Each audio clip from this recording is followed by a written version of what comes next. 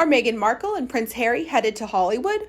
According to multiple reports, the couple is looking to put down some roots in Los Angeles. A source told E! News that, quote, "They have started to look at homes online and are in the process of interviewing security teams. They are getting their ducks in a row and seeing if it's logistically possible. They've reached out to people in LA and would like to assemble a team of locals." According to the source, Meghan wants a residence that allows her to do meetings at the house and also be able to host friends and entertain. Those are two things that are important to her. A source previously told the New York Post, quote, "Meghan really wants to live in California. It's where she is from and where her mother is." The source continued saying, quote, "She likes the lifestyle and the privacy there. She has been getting advice on the move from close friends, including Oprah and the Clooneys, and they have encouraged her that she and Harry can step away from the royal family and follow their own path." The news comes after the Duke and Duchess of Sussex spent time over the holidays in Canada and announced they were planning to step down as senior royals and plan to split their time between the UK and North America.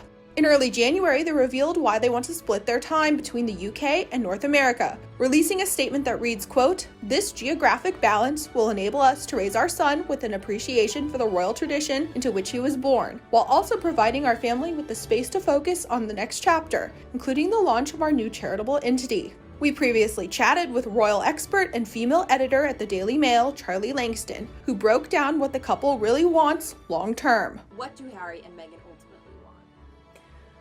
Our sources suggest that Harry and Meghan in the long term want to move away from royal life almost entirely. And I say almost because they really do kind of want to keep a toe in the, in the pond, if that makes sense. They want to keep their, HRH titles. They wish to maintain positions as the Duke and Duchess of Sussex. They also want to do work on behalf of the royal family with regard to charities that are very close to their heart. They're planning, we understand, to launch their own charitable entity. We don't yet know what that will be. But I think the truth of the matter is they enjoy the respect and the kind of cachet that being a member of the royal family carries. However, what they don't want is to be beholden to the royals in terms of their schedules, in terms of the way they live their lives, and in terms of the way that they bring up their son. I think they want to be able to dictate much more what they do and who they share it with. They really want the opportunity to pick and choose members of the media that they speak to, rather than working with the Royal Rota in the UK, which is a group of royal correspondents, each attached to different newspapers. At the moment, Harry and Meghan have no control over which members of the press have access to them. That's something that they're really eager to change moving forward. And they also want the opportunity to earn their own money. Branding experts say that the two of them are going to be worth around $500 million.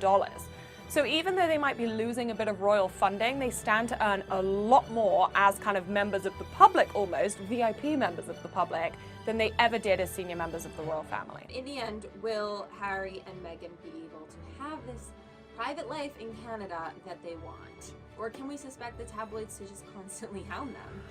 I don't know that they're ever going to be truly private. Unfortunately, you can take as many steps back from the royal family as you want, but you are still a person of huge public interest. And if, as, kind of experts suggest, they do choose to go down the route of releasing books, of doing public speaking engagements, of taking part in Disney films, they really are opening themselves up to the public as quote-unquote celebrities. So with the celebrity lifestyle comes a certain amount of public and media interest, and I think that that's something that the two of them are going to have to put up with moving forward, particularly if they choose to put themselves out there into the public eye even more so than they have done now.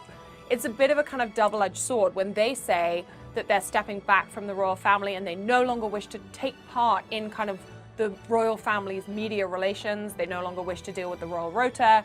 Yes, that has its advantages, but it also has its disadvantages, because essentially you are stepping back from the protection that the royal rota provided you with. You may not have liked everything that was written about you in the press.